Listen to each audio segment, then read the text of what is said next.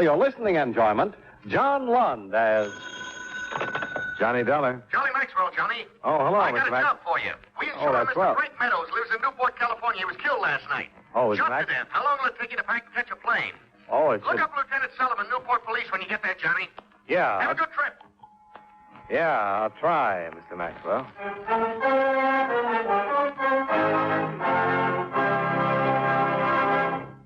Right now, I'd like to take a few minutes of your time to pass on a thought which, incidentally, concerns time.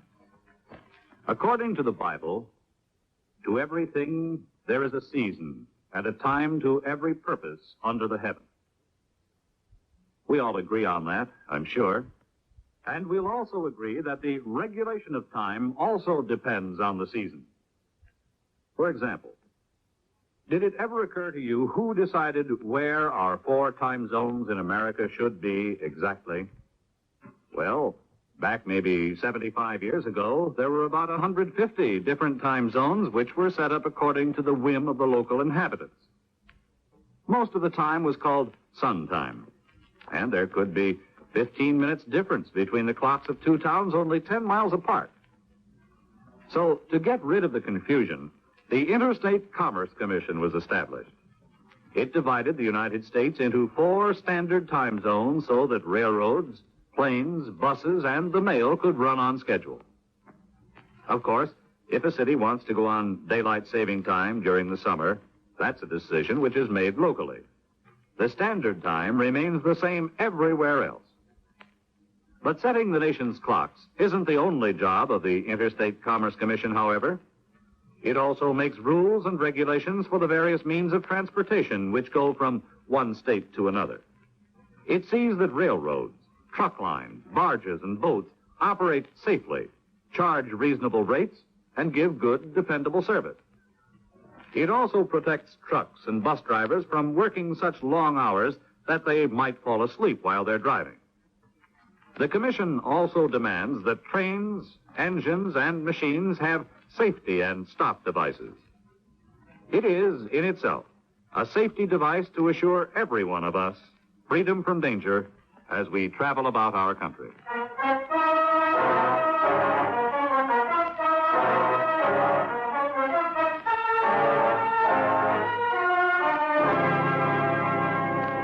Expense account submitted by Special Investigator Johnny Dollar to Home Office, Universal Bonding and Indemnity Company, Hartford, Connecticut. The following is an accounting of expenditures during my investigation of the Barton Baker matter. Expense account item 1, $195.80. Plane fare and incidentals from Hartford to Los Angeles. I arrived at International Airport at 11 the morning of the 26th and rented a car there. An hour later, I was pulling into Newport, a sea town not far down the coast. At the police station, I met Lieutenant Solomon, and we discussed the case. Frank Meadows ran a boat chartering service. Did you know him? Yeah. Excuse me. Open a window. Sure has been hot the last couple of days. Like a cold drink or something? No, thanks. Well, we got a report on the shots, and when we got there, Frank was dead. Shot 3 times. He had a gun been fired twice. Obviously shot it out with somebody. Any suspects? His partner, Dave Geller, owned the boat with Charlie. What makes you think Geller did it? Well, don't know for sure, but he's missing. Disappeared. Nothing else? No. But it's the only thing we've got to go on. Any reason why Geller would kill Meadows? None that we know of. I know Dave as well as I did Frank. They always seem to get along. Never heard of any argument. But you know how those things are. A couple of guys get along fine for years, and then some little thing comes up. Yeah. Might be a woman. Just a woman or some particular woman? Frank has a wife. And Geller? No, he's not married. What's Mrs. Meadows like? Well, you got to talk to her anyway, don't you? Yeah. Then you can see for yourself. I'd say she was the kind that might cause a lot of trouble under the right circumstances. But that's only a personal observation. You might not think so at all. Here's the address. Well, thanks, Lieutenant. I'll let you know. Do that.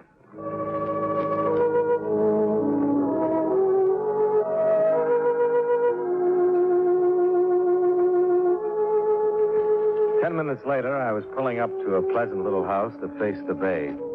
Mrs. Meadows met me at the front door. I don't generally make snap judgments, but at first sight, I was inclined to go along with the lieutenant. Mrs. Meadows was very attractive. Tan, blonde, and could have been in mourning, but I doubted it, even though her tight bathing suit was black. I introduced myself, and she showed me into the living room. Sit down, Mr. Dollar. Thank you. You'll have to forgive me. I've been getting some sun. Oh, I don't mind. I practically live in a bathing suit during the summer. Surprised the beach isn't more crowded. You're from the insurance company. That's right. I was sent out to investigate your husband's death. I'll be glad to help any way I can. I'd appreciate it. How much was my husband insured for? Don't you know? I have no idea. I knew he had insurance, but I never knew how much. $25,000. That much? Should buy you a lot of sun. When will I get it? Well, in a case like this, a murder has to be a complete investigation. And it's generally considered proper to bury the deceased before issuing a check. By the way, when is the funeral? It was this morning at 8 o'clock. What did they do? Dump him off a surfboard?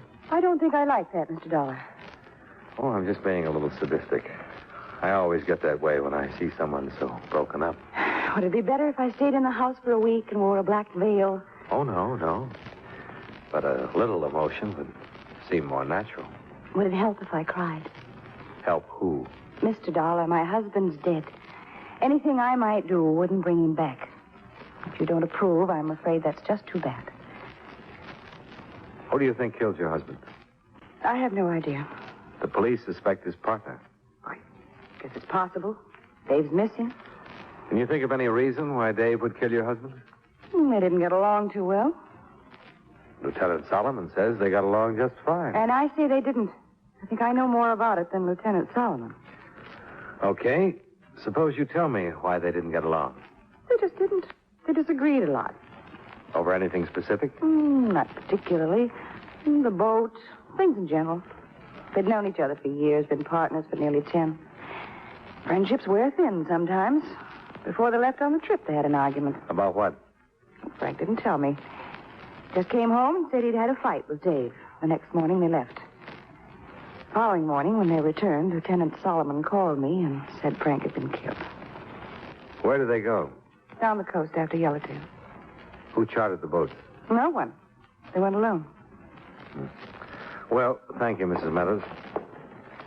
If you happen to hear from Dave, get in touch with the police, will you?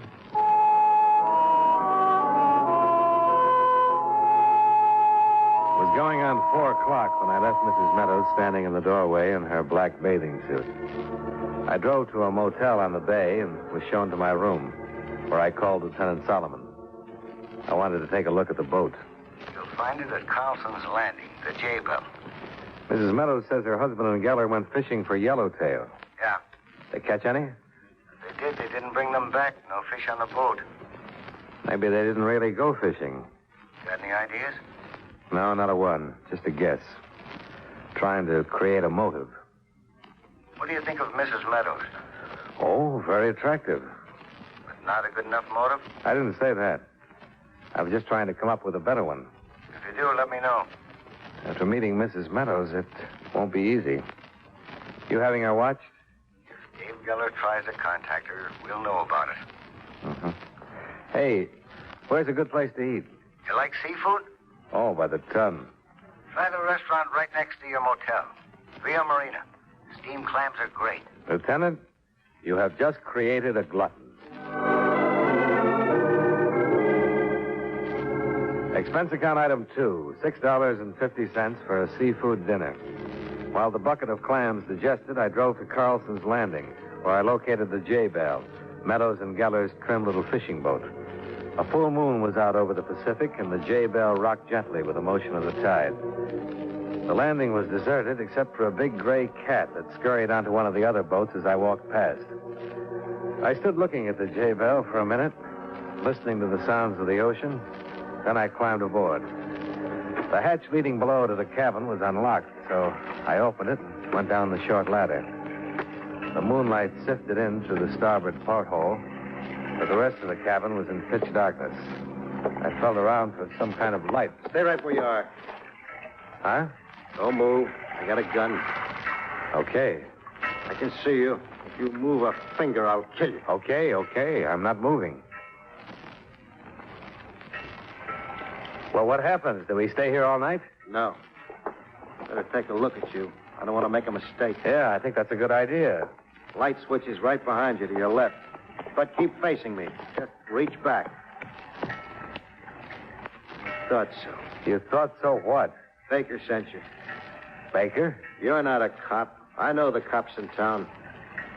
You must be Dave Geller. You know I'm Geller. Look, my name is Dollar. I'm an insurance investigator. Sure. I'll show you my credentials. Keep your hands at your sides. I'm telling you the truth. I work for the Universal Bonding and Indemnity. Your ex-partner was insured with us. Turn around. Put your hands over your head. Look, I'm telling... You look. I'm not kidding, mister. Okay. Now put them out in front and lean on the bulkhead. My wallet's in the inside left coat pocket. Insurance investigators always carry guns. Well, most of them take them off when they go to bed. That's very funny. I'm glad you liked it. You'll find the permit for the gun in the wallet, and the wallet is still in my... You satisfied? Turn around. But keep your hands up. Well, you saw the identification. Okay, sir, you're an insurance investigator. Still doesn't help me. Just what kind of help were you expecting? None. I mean, now I got to do something with you. Can't let you go back to the police and tell them you found me. They'll nail you sooner or later. They want you for murder. Yeah, I know. Why did you kill him? I didn't. Then what are you hiding for? That's none of your business. All right, now we're back to me. What happened? You'll just have to stick around for a while. Sure. Hold it. What's the matter? Somebody's coming. Turn off that light, quick. You just stay where you are and don't make a sound. Probably the police. If it is, you're going to take me out of here. Yeah, for a guy who's innocent. Shut up. Right outside the boat. Sure, that's all right. Yeah, I thought so, too. Maybe your hunch was right. Listen, you can only say it once. If something happens to me, get to Bernie's garage, understand? Bernie's garage? Come aboard. What do I do at Bernie's garage? I don't know why I'm trusting you, but I got to trust somebody.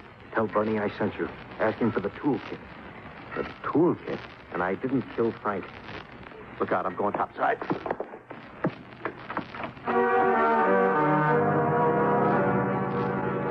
He went up the ladder and out on deck, holding his gun in front of him.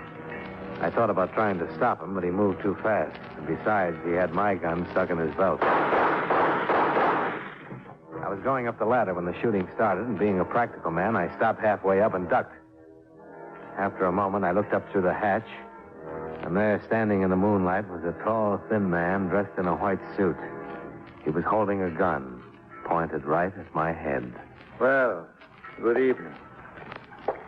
Who got killed? Your friend, Mr. Geller. And now it looks like your turn, Mr. Dollar. Johnny Dollar. How do you do? My name's Baker. Barton W. Baker.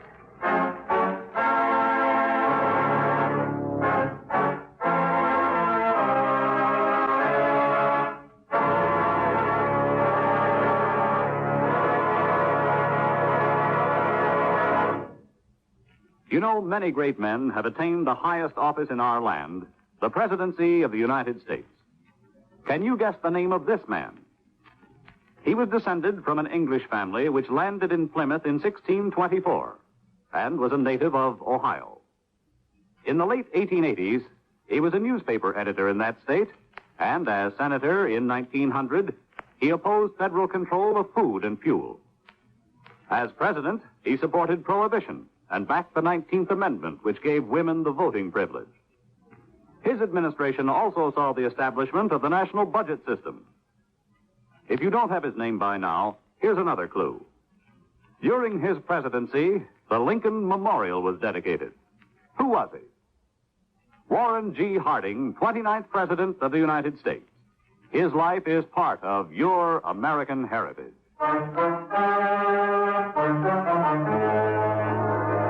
And now, with our star, John Lund, we bring you the second act of yours truly, Johnny Dollar.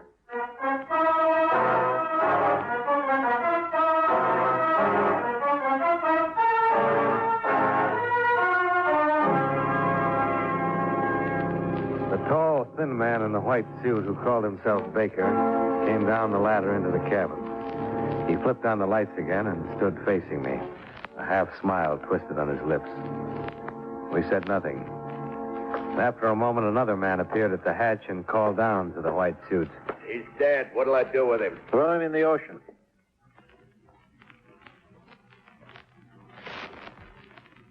Actually, I had no desire to kill Mr. Geller. But you forced yourself. Had he offered his cooperation, he would be alive this minute. Yeah, he's in the water, but those shots are sure to bring somebody. And we must expedite matters as quickly as possible. Mr. Dollar, where is the toolkit? The toolkit? Oh, come, Mr. Dollar. The shooting has forced me to a tight schedule. I want to know what Geller did with the tools. Look, I don't know what you're talking about. Hank. Yes, sir. Now, wait a minute. Oh.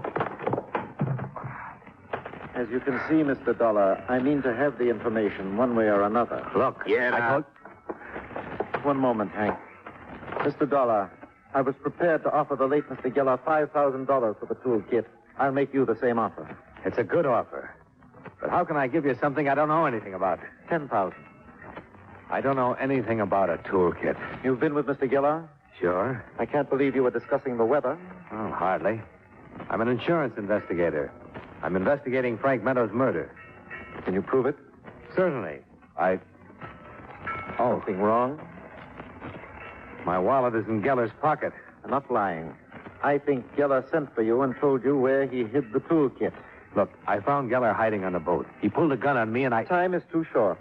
Hank. Now, look, I'm telling you that... Oh! Where is it? I don't know. Oh. The toolkit, Mr. Dollar. I don't know anything about it.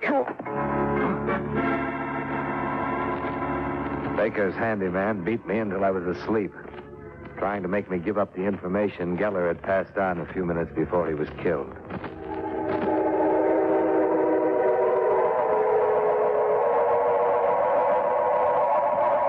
I don't know how long I was out.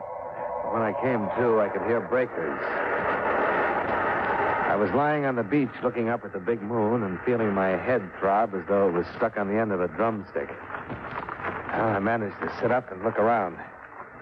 I had no idea where I was, but a long groove in the sand that stretched away from me showed clearly that I'd been dragged from the street several hundred feet behind me. I stumbled to my feet, and that's when I saw her, walking along by the water, headed my way, her soft blonde hair blowing in the casual breeze. She was barefoot and wearing white shorts and a terry cloth shirt. I guess it was a little cool for the black bathing suit. She stopped when she saw me. Oh, good evening. Hello. Mr. Dollar, you're bleeding. Yeah, it happens sometimes. What are you doing out here? I'm waking up. What are you doing? Oh, I was just taking a walk. Your face is all bruised. How far is your house? Down the beach, about a mile. You think you could scare up some iodine? Yes. Come on. Oh. Still a little dizzy. Here, put your arm around me. Better? Much?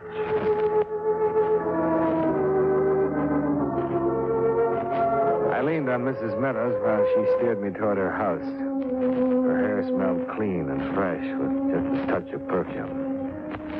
In the house, she found the iodine and touched up the sore spots. It still hurt. Oh. Sorry. Yeah. All right, I'll make it. What in the world happened? You know a man named Baker? Baker? No. Runs around with a handyman named Hank. No, I've never heard of him. I found Dave Geller tonight Where? on the J-Bell. On the J-Bell? Why would he go there? Best place to hide. Last place the police would look. Did he do this to you? Oh, no. Hank did. With Baker's blessings. But why? Well, I don't know. I'm not sure. When I found Geller, he was hiding on the J-Bell. He pulled a gun on me. Then Baker and Hank showed up, and it turned into a shooting match. Do you know anything about some kind of a toolkit? Toolkit? I know it sounds silly, but Geller got killed for it. I nearly took the same trip. Because of a toolkit. I don't see what... Before Geller got killed, he told me to go to Bernie's garage. That's on Maple Street. He told me to tell Bernie that he sent me and to ask for the toolkit. I still don't understand what's so important about a toolkit. I don't know, but something is. Your husband was probably killed for the same reason. What are you going to do? Go over to Bernie's garage and take a look at this toolkit. Do me a favor. Certainly. Call Lieutenant Solomon and tell him where I've gone. Tell him to meet me there. All right. Oh, I haven't got a car. Still down at the landing. Use mine. I'll get you the key. Thanks. I drove her car over to the garage on Maple Street, parked it, and got out. The garage was open, and the sign over the door read 24-hour service. I went in and found a mechanic stretched out on a bench, sound asleep. Hey. Hey. Come on. Wake up. Okay, I'm up. No, I'm awake. Guess I'm really knocking it off. Where can I find Bernie? You just woke him up. Dave Geller sent me over. That's all? Yeah. He said to pick up the toolkit. He did, eh? Yeah, he did. Now, where's the toolkit? How'd I know Dave sent you? Because I said he did. Something so important about a toolkit? Heck, no. But when Dave left us here, he said be sure and don't give it to no one except him. I can't just hand it over to you because you tell me Dave sent you. You better have Dave call me. He'd have a hard time talking with his mouth full of water.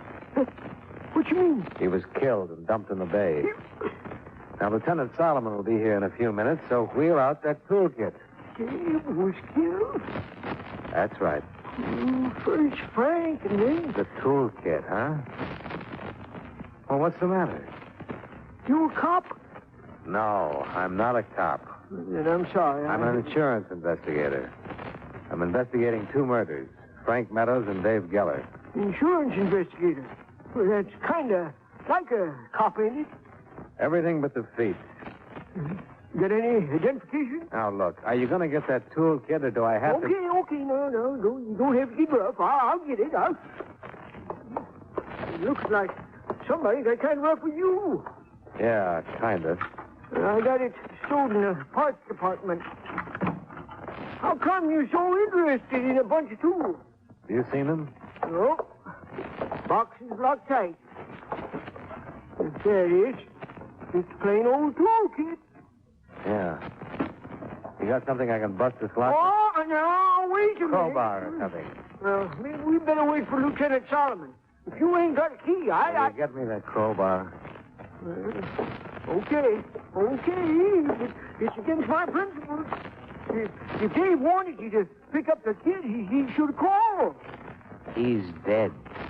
Remember? Oh, yes. Do you know who killed him? Man named Baker. Here's your bar. Thanks. Baker? Never heard of him. Oh, hey, I got a customer. Might be Solomon. Yeah.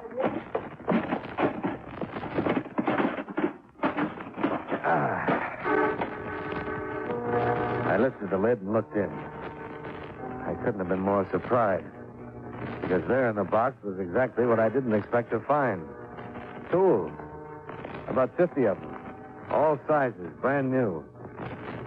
All the tools were painted black. But on the handle of a large wrench, there was a small space that had been scraped down to the metal. I picked the wrench up and looked at it more closely. Took out a pocket knife and scraped some shavings from the metal. I stood up and held the shavings under the light. And then I understood a whole lot of things. The shavings were solid platinum. Hey, mister, you got visitors. We meet again, Mr. Dollar.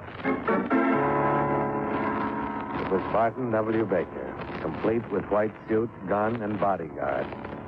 He looked at the platinum wrench I held in my hand, smiled, and moved slowly across the room toward me. I couldn't help it, mister. They held a gun on me and made me take them back here. Get up. Take the old man out to the garage, Hank, and guard him until I'm finished with Mr. Dollar. Yes, sir. Honest, mister, I'm Go sorry. on, old man. Go on. Well, Mr. Dollar, you were lying to us. I thought so. That's why you let me live, so I'd lead you here. Precisely. The tools are platinum. Of course. But you knew that. Geller just told me where to find them. I had no idea what they were. Well, I'm afraid your curiosity will be short-lived. I kind of thought that was the way it was. You killed Frank Meadows because he discovered the secret of the tools. Yes. If he had simply picked me up and landed me, as he was paid to do, I take it you're an alien, Mr. Baker? Correct. Would I know your government, Mr. Baker? Unless you happen to be deaf, dumb, and blind. Now, if you'll just proceed with me back to the garage. One more question. Yes? How did Dave Geller get hold of the kit? He and Meadows were offered a large sum of money for picking me up on the other side of the border. Aboard the boat, Geller grew suspicious of the kit.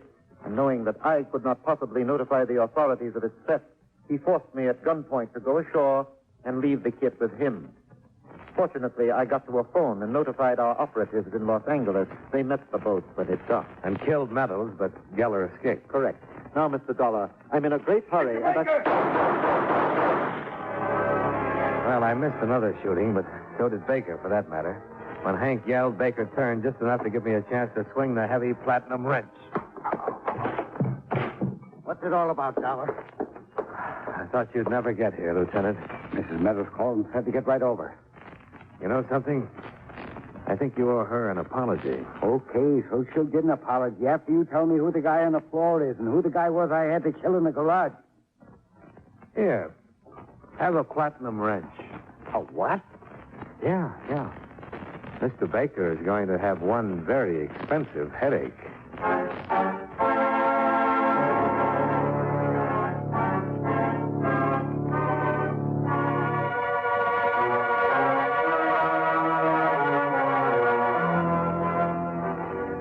On the way over to my motel, I explained the events to Solomon, who did a little mumbling and shaking himself. Then, after a fresh shower and a change of clothes, I went over to Mrs. Meadows and expressed my most heartfelt thanks. Expense account item 3, $176.85. Motel bill and expenses for the next 2 days while I hung around Newport resting up. I saw Mrs. Meadows a few times before I left, but for some reason I didn't get much of a tan. Expense account items 5 and 6, $225 car rental, plane fare, and incidentals back to Hartford. Expense account total, $604.15. Oh, yes. Barton Baker comes up for trial on illegal entry, smuggling, and 3 counts of espionage. I hope he enjoys his stay in the USA. Yours truly, Johnny Dollar.